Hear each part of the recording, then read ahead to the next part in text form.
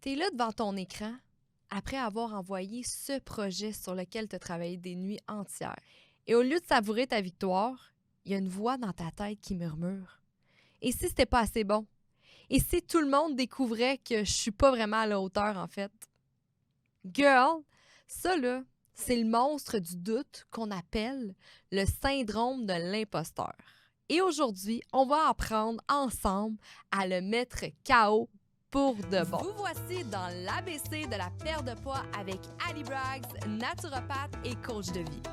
Ce podcast est destiné aux femmes trop occupées qui souhaitent perdre du poids avec des trucs simples reliés aux thématiques des 3C. Les croyances, les connaissances et les comportements à avoir. Chaque épisode te révélera des astuces simples afin d'arrêter de faire le yo-yo avec la balance et enfin avoir des résultats durables sans acheter des pilules magiques. Let's fucking go, on y va! What's up les girls? What's up les boss? J'espère que vous allez bien. Aujourd'hui, on est dans l'ABC de la perte de poids à l'épisode 61 et aujourd'hui, on va parler du C des croyances. J'ai envie d'élaborer un peu sur le syndrome de l'imposteur. Puis là, avant d'écrire cet épisode-là, je me suis dit, my God, Ali, l'ABC de la perte de poids, Ali, tu parles vraiment d'autre chose que la perte de poids, puis c'est pas la première fois que je le nomme et que je le dis dans un épisode, mais là, ça me tracasse beaucoup, là, parce que j'ai plein de choses à te dire, j'ai plein de choses à te faire découvrir, à comment devenir la boss de ta vie. Et oui, la perte de poids, c'est un symptôme à prendre soin de soi, mais je crois sincèrement que pour une femme ait de l'amour-propre de soi, pour une femme qui ait confiance en elle, pour une femme qui puisse réussir dans n'importe quel objectif, mais c'est sûr que ça va aller au-delà de la perte de poids. Donc, je voulais commencer en disant ça, que le nom va bientôt changer, les girls. Le podcast L'ABC de la perte de poids va bientôt prendre sa fin. Je tiens à te le dire, mais ne t'inquiète pas, parce que tous les lundis, tu vas encore avoir des épisodes de podcast par moi-même, Ali Braggs. Mais là, c'est moi qui sens qu'il y a un syndrome de l'imposteur là, avec ce titre et cette intro de l'ABC de la perte de poids. Donc, je voulais vraiment commencer avec ça parce que je me suis dit, bon, comment faire un lien avec le syndrome de l'imposteur et la perte de poids? Puis sincèrement, là, on dirait que j'étais en train de creuser ma tombe. Là. Je veux pas envie de barafouiller n'importe quoi. Là. On va parler de le syndrome de l'imposteur, mais c'est ça, c'est pour une femme qui va avoir plus confiance en elle. C'est pour une femme qui veut réussir, qui va avoir du succès. Donc oui, la perte de poids peut être une chose qu'on peut élaborer, mais moi, ce podcast-là, aujourd'hui, c'est vraiment pour te permettre de devenir la femme que tu veux être, pour devenir la boss que tu as toujours voulu être. Donc, c'est pourquoi, avec l'épisode 61, on parle en lien avec le syndrome de l'imposteur qui est le C des croyances. Si on parle un peu de la définition du syndrome de l'imposteur, en fait, on pourrait dire que ce syndrome-là, c'est comme un peu, comme j'ai dit au début, un monstre. Le monstre du doute. Hein? En fait, c'est comme cette voix intérieure qui te fait douter de toi-même, de ton succès, qui voudrait te faire croire que tu n'es pas compétente, en fait, que tu n'es pas bonne à faire ce que tu es en train de faire. Comme si tu risquais d'être démasquée, comme si on allait découvrir que dans le fond, tu n'es pas bonne puis tu n'es pas ce que tu dis. Hein? Le syndrome de l'imposteur, c'est un petit peu ça comme émotion. Comme si on était en train de tricher ou faire une fraude. Puis moi, je trouvais ça important d'en parler parce que, mon Dieu, je l'ai eu longtemps, ce syndrome-là. Et même que des fois, je peux l'avoir encore pour certaines choses. C'est beaucoup moins pire qu'avant, je pourrais te le dire, là, mais c'était une des raisons pour laquelle que je n'étais pas capable d'élaborer dans mon domaine, c'est pour laquelle que j'étais gênée de parler de ce que je savais parce que je me comparais toujours aux autres. Je me disais, my God, il y a des gens meilleurs que moi en ce moment. C'est sûr que si je fais une erreur, je vais me le faire dire. C'est sûr qu'il y a des gens plus intelligents que moi qui vont me dire que je suis pas bonne. Et ce syndrome-là, cette émotion-là, ce monstre qui était caché en dedans de moi était beaucoup trop présent. Et j'ai commencé à en parler à mes clients, à mon audience, à mes collègues. Et je me suis rendu compte à travers les années et les expériences que, my God, je ne suis pas la seule qui éprouve cette émotion-là quand j'essaie de percer dans un domaine. Donc, je trouve ça très, très important d'en parler. Et quand on parle de petite voix intérieure aussi, je veux faire un lien avec l'autopilote. Hein? L'épisode 42. On pourrait revenir aussi dans les débuts d'épisode du podcast qui était en lien avec le subconscient, l'inconscient, la conscience, le système d'activation réticulaire. Les girls, si tu n'as pas écouté ces podcasts-là, retourne au début parce que ça fait partie des plus importants de ta croissance en lien avec ta perte de poids et aussi ton développement personnel. Mais c'est sûr que cette petite voix intérieure-là aussi, c'est un peu comme un autopilote. Peut-être que longtemps, quand tu étais jeune, tu te trouvais pas assez bonne, tu te comparais. Puis là, on dirait qu'à chaque fois que tu as peur, cette petite voix-là revient automatiquement sans que tu t'en rendes compte. Donc, c'est super important de l'écouter. En fait, de ne pas l'écouter, mais d'être consciente qu'elle est là, de l'entendre et de, par la suite, l'enlever. Puis là, je donne beaucoup de méthodes dans les autres podcasts, comment aller au-delà de l'autopilote, hein, parce que l'autopilote, c'est un mode automatique qu'on ne se rend pas compte. Exemple, quelqu'un qui est toujours négative, c'est un autopilote, puis c'est peut-être parce que tu as grandi avec une famille négative, tu étais négative à l'école, donc c'est ce qui fait qu'aujourd'hui, ta vie, c'est de la merde, puis tu vois juste de la merde, puis que tu n'es pas chanceuse, puis tu es tout le temps malade, puis tu n'as pas une scène. Ça, c'est un autopilote. C'est un filtre que tu as mis, c'est des lunettes que tu as mis qui fait en sorte que ta vie, c'est de la merde. Fait que un peu, le syndrome de l'imposteur, je trouve qu'on peut le comparer un peu à ça parce que c'est la voix à l'intérieur qui nous rabaisse.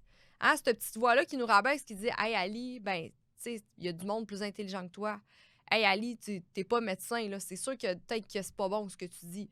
OK, mais je fais mon possible pour vous éduquer. Puis là, j'ai des trucs à me parler, à me dire. OK, Ali, t'es peut-être pas la meilleure, mais... Fait que là, je donne plein de trucs sur l'autopilote dans l'épisode 42 et les épisodes de subconscient, inconscient, conscience et système d'activation réticulaire. Je vais tout mettre les liens en bas dans la description. Fait que je t'invite à aller les écouter. Mais aujourd'hui, on va vraiment parler du syndrome de l'imposteur. J'ai un peu découvert, en fait, en faisant des recherches, en fait, que cette analyse-là, ce terme-là de syndrome d'imposteur a été introduit en 1978 par les psychologues Pauline Rose Clown et Suzanne Imes. Excusez-moi, je massacre vos noms, c'est sûr. En fait, en observant des femmes professionnelles de haut niveau qui ne se sentaient pas à la hauteur de leur succès. Donc, qu'est-ce qui m'a vraiment surpris, c'était que le syndrome de l'imposteur, ça a vraiment été découvert par des femmes. Parce que ça a été long là, pour les femmes qu'on puisse se mettre de l'avant, qu'on soit des femmes d'affaires, des femmes de succès, hein, avec les droits de femmes et autres. Donc, ils ont vraiment introduit cette théorie-là en 1978 à cause des femmes professionnelles qu'en fait, elles ne se sentaient pas à la hauteur au milieu des hommes. Comme si, comme je disais, qu'elle était en fraude, comme si elle allait se faire démasquer, en fait, parce que c'était une femme et dans le temps, les femmes, c'était mal vu quand elles réussissaient, comme si on était moins intelligente et autres. On sait totalement que c'est pas vrai. Mais c'est quand même intéressant.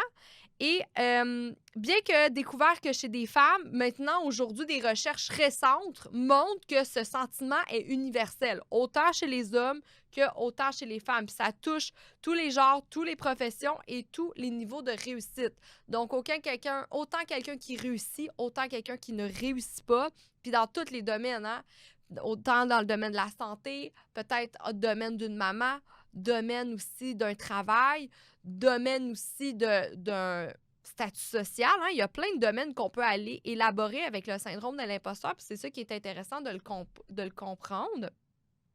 Et ils ont vu qu'il y avait vraiment un paradoxe à la compétence. Donc, plus que tu es compétent et tu réussis, et plus tu es susceptible de réussir ce syndrome, de ressentir ce syndrome. Donc, c'est un paradoxe étonnant où le succès sème le doute. Donc, c'est comme si que plus tu avançais dans ta réussite, plus que tu étais capable de te démarquer, plus que tu étais capable de te faire mettre en valeur, c'est comme si plus que ce syndrome-là était présent, comme si on n'avait pas le droit à notre place, comme si c'était pas légal, comme si c'était une fraude. Donc, c'est quand même incroyable qu'on est comme ça, qu'on fait de l'autodestruction envers soi-même, que toute notre vie, on essaie d'atteindre un objectif et là, quand on l'atteint, ça y est, on a un syndrome de l'imposteur et c'est ce qui fait qu'on n'est pas capable d'avancer ou qu'on n'ose pas avancer. Et moi, ça m'a tellement mis des bâtons dans les roues quand j'ai commencé mes études en santé. Là, ça fait longtemps là, que j'ai commencé. J'ai commencé mes premiers cours d'entraînement à l'âge de 18 ans. Par la suite, je suis allée à l'université et c'est fou comment je me sentais comme une imposteur parce que j'admirais des gens meilleurs que moi puis je me suis dit, oh my God, s'ils écoutent ce que je suis en train de dire puis que c'est pas bon, à quoi je vais ressembler, ils vont me rabaisser. Et malheureusement, il y avait des gens, puis il y a encore des gens aujourd'hui que je connais que ils rabaissent les autres tout le temps. On dirait qu'ils ont besoin de ça.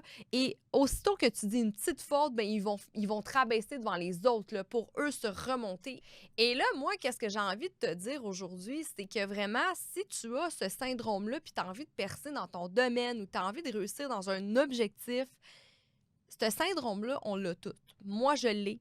Ta voisine, là, ta mère doit l'avoir. Les professionnels, n'importe qui a ce syndrome-là et il faut savoir vraiment le gérer.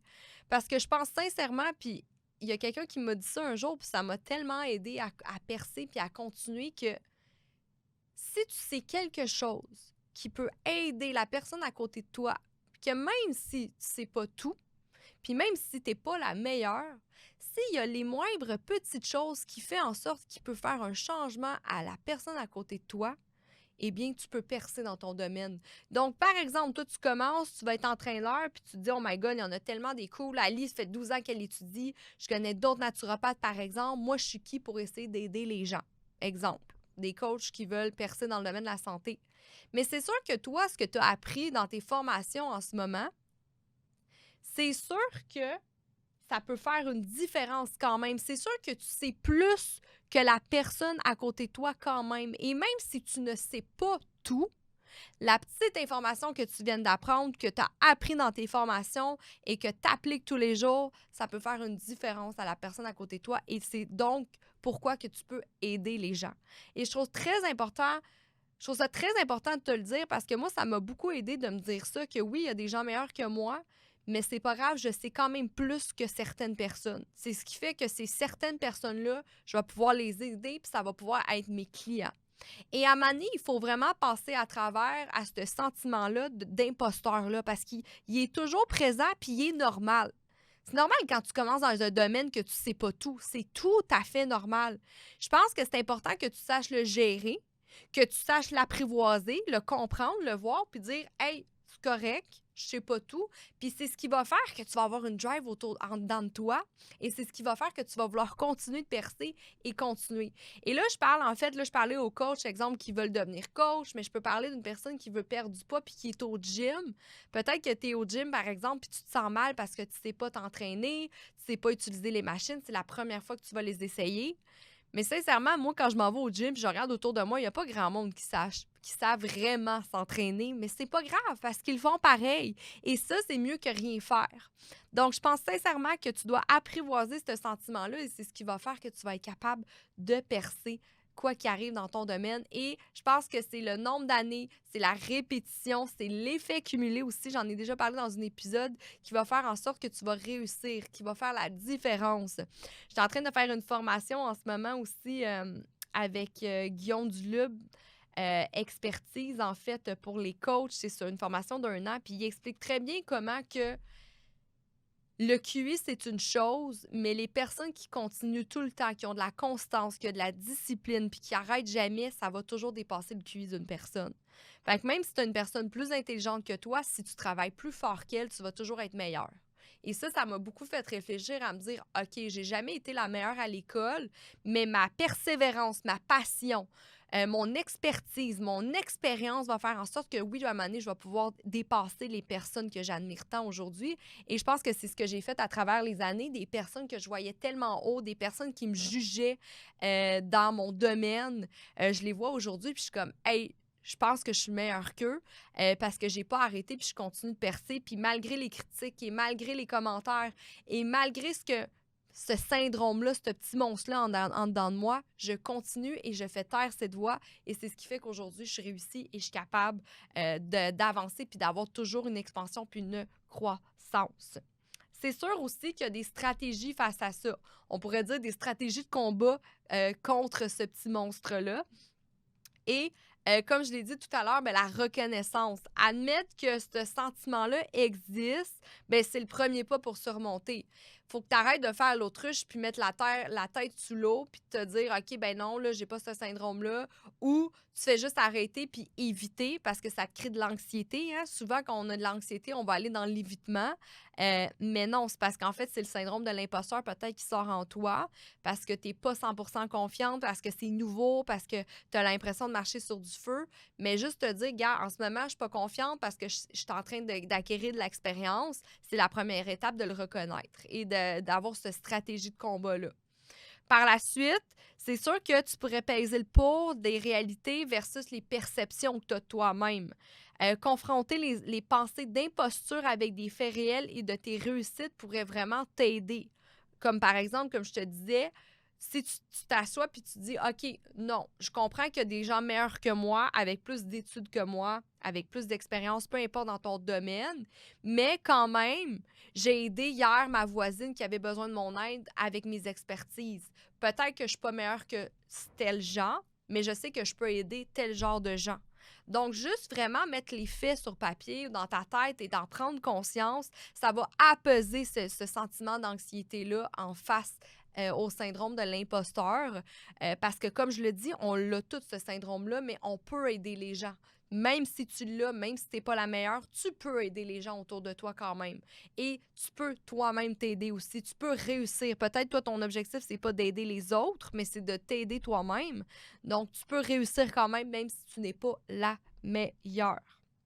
Par la suite, je pense qu'un partage, ça peut énormément aider. Pour ma part, ça a fait une grosse différence de discuter de ce sentiment-là avec d'autres. Ça peut révéler à quel point ils sont en commun et ça peut réduire les impacts parce que normaliser ça, ça te fait dire, OK, je suis pas toute seule dans le domaine. Donc, c'est sûr que toi, peu importe ton objectif, que ça soit pour toi-même, que ça soit en termes de carrière, d'être une professionnelle, d'être dans un domaine, peu importe, si tu es capable d'aller parler à des gens dans le même domaine, puis de constater que ces personnes-là ont passé par là aussi, ça va te rassurer à dire, OK, mais je suis sur le bon chemin, dans le fond. C'est la normalité. Et comme je l'ai dit un petit peu tantôt, c'est un paradoxe de la compétence. Plus que tu es compétent, plus que tu réussis, plus que tu l'as, ce syndrome-là. Moi, ça m'a fait ça aussi dans ma carrière. Là, je commence à être beaucoup plus populaire depuis la sortie de mon livre. Mon podcast, il marche super bien. Je suis comme très présente sur les réseaux sociaux et je me rends compte que je fais beaucoup de bruit. J'ai plus de hate. J'ai plus de gens qui me critiquent. J'ai plus de gens qui attendent que je fasse un faux mouvement. Et moi, je suis totalement, à chaque fois, je suis très ouverte à dire, hey, c'est quoi, je le savais pas, merci de ton commentaire, je vais apprendre. Et oui, des fois, ça me fait un peu peur, je me dis, merde, peut-être qu'il y a quelqu'un qui pourrait dire quelque chose, mais sincèrement, on peut toujours prouver le contraire. Hein? La science, c'est un peu ça, si on y va dans le domaine de la santé, là, quand on parle de science, mais on regarde toujours si c'est falsifiable. Falsifiable, en fait, c'est de prouver que c'est pas vrai. Fait que la science, c'est comme ça. On va sortir une recherche scientifique, et les scientifiques vont regarder si c'est falsifiable, si on peut prouver que c'est pas vrai. Et c'est toujours comme ça, en fait. Donc, c'est sûr qu'il y a toujours quelqu'un qui va pouvoir te dire quelque chose. C'est pas pour te rabaisser de te dire ça, mais c'est tout à fait normal. Donc, le reconnaître et reconnaître que t'es pas toute seule dans ce sentiment-là de petit monstre-là, ça fait énormément du bien aussi. Le dernier conseil que je peux te donner face à ça, c'est d'accepter les compliments. Apprendre à accepter les éloges et reconnaître tes propres mérites, ça fait du bien aussi. Parce que, comme je le dis, tu vas avoir des mérites, tu vas avoir du hate, mais quand il y a du positivisme, quand il y a des bons commentaires, quand il y a des objectifs atteints, tape-toi dans le dos, félicite-toi, parce que c'est ce qui va faire que tu vas avoir envie de continuer. Si tu es toujours dans le négatif, ça va pas te donner envie de continuer. L'anxiété va prendre beaucoup trop de place. C'est ce qui va faire que tu vas freezer et tu vas vouloir revirer de côté. En ce moment, j'aide justement une entrepreneure naturopathe qui commence dans le domaine, qui vient tout juste d'avoir son diplôme et elle fait face à ces sentiments-là en ce moment parce que je l'aide beaucoup à monter son programme, son entreprise. Je l'aide à apparaître plus dans les réseaux sociaux. Puis là, ça commence à marcher. Elle commence à avoir plus de gens qui la suivent. Elle a des vidéos qui marchent. Mais on dirait que là, elle a comme une petite peur parce que je pense que le syndrome de l'imposteur prend le dessus. Parce qu'elle dit, my God, Ali, il y a tellement de gens meilleurs que moi. J'ai tellement peur de me faire critiquer. Et c'est ça que je lui ai dit, c'est tout à fait normal. Ce sentiment-là, je l'aime aussi.